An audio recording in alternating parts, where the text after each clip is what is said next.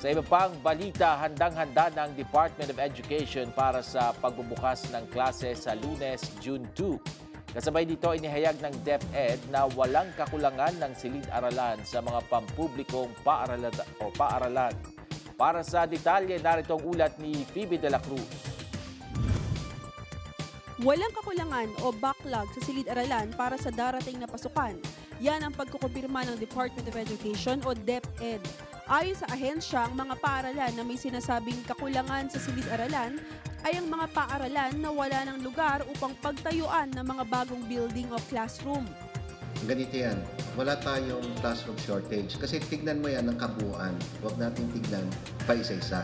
Merong mga paaralan na sobra-sobra tayo ng spasyo. Merong paaralan, kahit ano gawin natin, wala ng buildable space.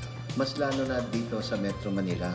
23 milyong mag-aaral mula sa high school at elementarya ang inaasahan ng DepEd na papasok sa Lunes, June 2. Nilinaw ng ahensya na sa mga urban areas lamang katulad ng Metro Manila, nagkakaroon ng overcrowding lalo na ang batasan elementary at high school.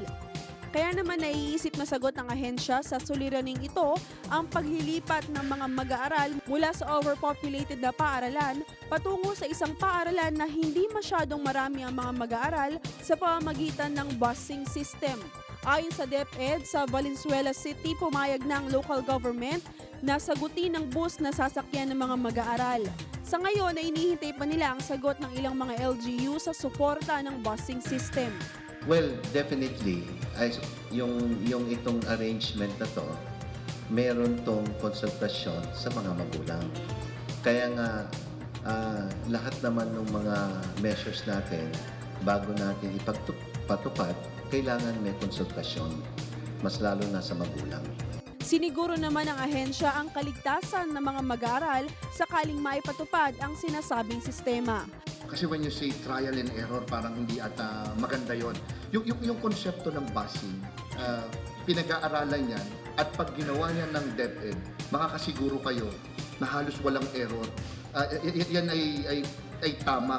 Kasi inilipat mo lang naman yung grupo ng mag-aaral mula sa isang lugar patungo dun sa isang paaralan na medyo may kakayanan pang ginagawa pa yan at huwag po kayong mag-alala. Pag ipinatupad po yan, yan po yung magiging maayos. Ako ang inyong kaibigan, Phoebe de la Cruz para sa Newsline.